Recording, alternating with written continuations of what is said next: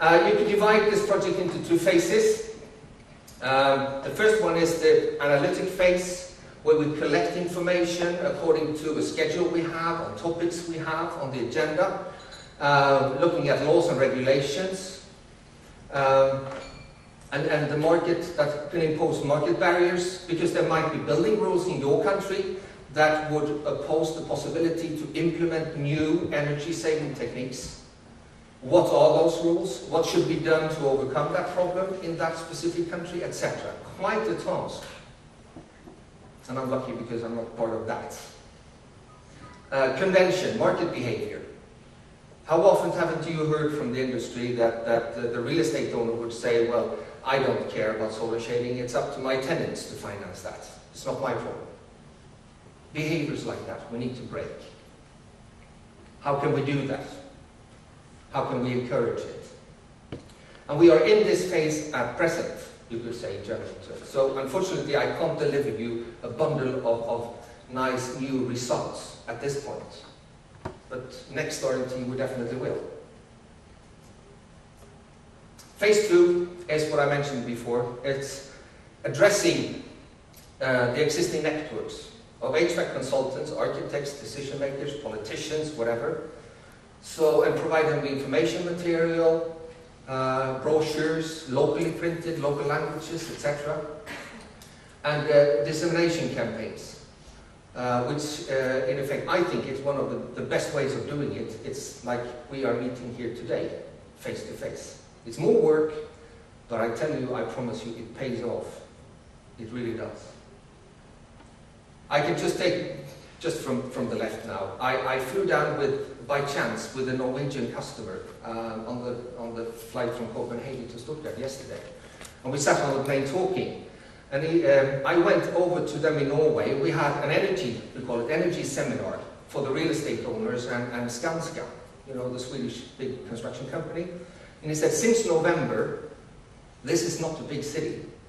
They received orders on solar shading for the value of 500,000 euros as a direct spin-off of that we gave them this new insight and that what we could provide with solar shading.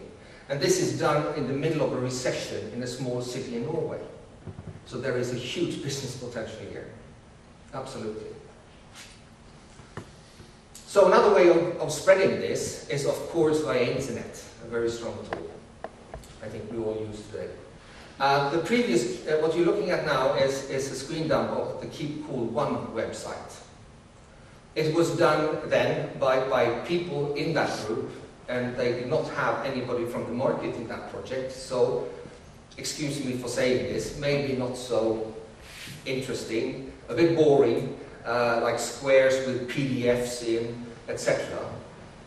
So ESO has now been appointed, let's say, project leader to update this toolkit on internet and to make it much more visually interesting, to trigger interest, create a need to read more. I want to learn more from it. But the dump is a bit bad, so I made it's divided like in main groups here, so depending what kind of professional character you are, you can easier trigger what documents might be interesting for you. I will also add a search engine, so you can search over the whole spectrum of documents. Another on the side here, very important, besides the polite ones that you always should have, is this one. And I would like to encourage you, presently you can just download, let's say, an Excel file of the solar shading experts in Sweden. Looks very poor, etc. We will add a search engine here, we will have a search function per trade, industry, and per country. So I would advise you to contact your local solar shading association during the next 3-4 months. It's never too late, but do it during spring, because we will add that into this database. And I will also encourage the HVAC industries to do the same, because why should there only be solar shading companies here? We have to have this holistic view we heard about today. I'm a big fan of the holistic view as well. We have to recognize that we are not providing the only solution to the issues here. We have to cooperate with other trades and industries to be credible. This is the present web address. You can make a note on that if you want to. It's under cita.pt. That's the Portugal member of Keep Cool. Portugal, yes. Carlos Lyon, Portugal. And that's another thing. It's put under an energy body of Portugal, but it's supposed to be an EU project. So the first decision we took was that from end of February, this will be addressed keepcool.eu. Right? Makes sense, doesn't it? And very soon, around April, we will go live with the new version, etc. And we will start by adding all the existing documents that are already there. And I tell you, there's a lot of good information if you're interested. And we will then also start adding all the documents from Keep Cool 2.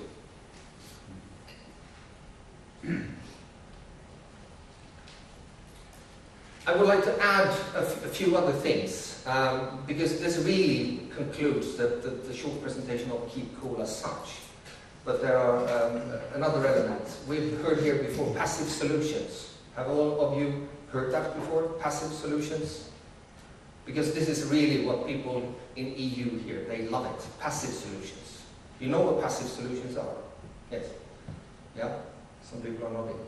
We are making use of the natural light, the natural temperature given to us by the sun, by the winter as such, etc. That's passive solutions. And the interesting thing is that solar shading has been recognized as a primary passive solution by the EU.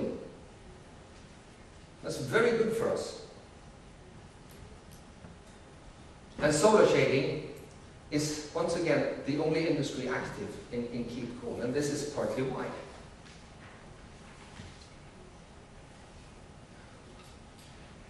This is part of a presentation I run for the HVAC companies as well, to build on the story further a bit. But I think it's important. Maybe some of you will say this is yesterday's news, but I think it's important. We play an influence in many different ways, because if you make it slightly, well, generalistic, you could say that these green squares build up the energy use of a building. But adding solar shading to this building, we play an influence somehow in all these aspects. Trying to do something else here. Moving solar shading to the left and move insulation out to the right. It doesn't work, does it?